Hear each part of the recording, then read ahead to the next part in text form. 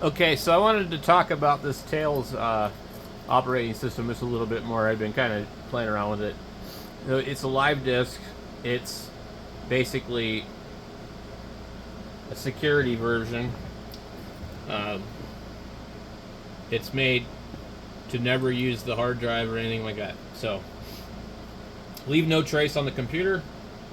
Your computer anywhere. To use Tails, shut down the computer and start on your Tails USB stick instead of starting Windows, Mac OS, or Linux. You can temporarily turn your own computer into a secure machine. You can always stay safe while using the computer. Uh, also, stay safe while using the computer of somebody else. Tails is 1.5 gigabyte download and takes a half hour to install. It can be installed on any USB stick of 8 gigabytes minimum. It works on most computers less than 10 years old. You can start again on the other operating system after you shut down Tails.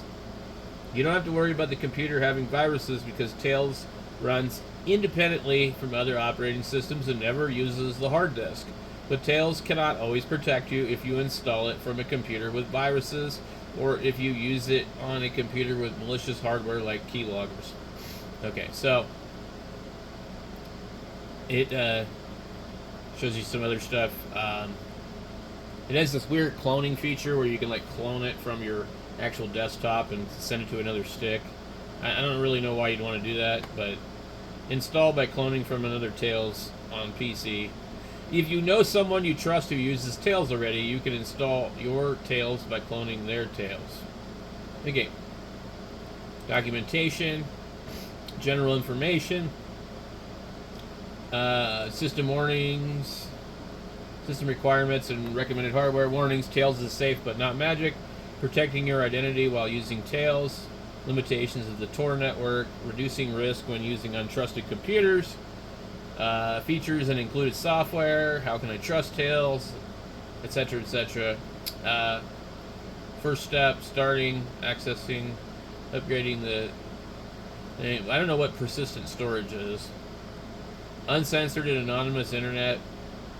And I'm not necessarily sure that that's true, because Tor, I think it's only like they had a issue recently, but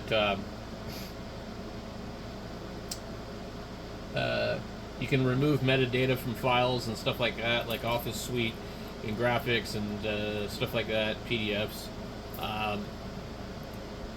So if you wanted to learn how to do that, because all photos that you take will have metadata on them, things like that. They were talking about John McAfee. And I wonder, wasn't he the dude? Didn't he own McAfee antivirus?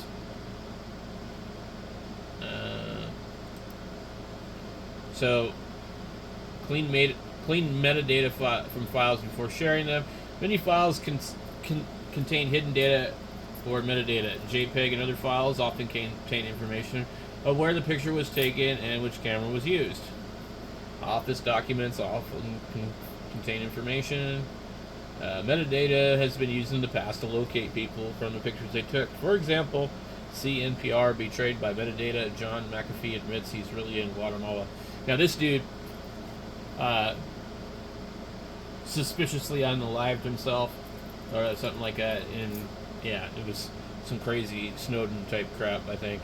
But anyway, I just think it's kind of interesting to study the security aspect of certain things, but really, you know, if somebody wants to find out what you're doing, it's kind of easy.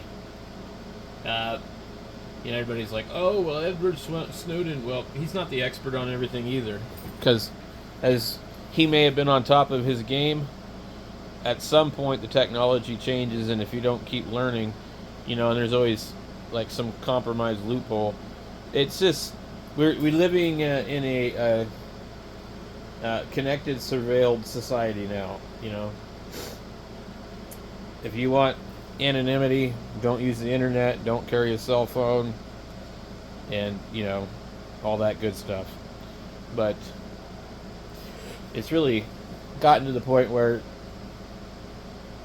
it's just nuts. But anyway, this one looks pretty interesting. I was just using it to browse QRZ. It seemed to do pretty good. So I don't know. Let me know in the comments if you guys have tried this one and what you think about it.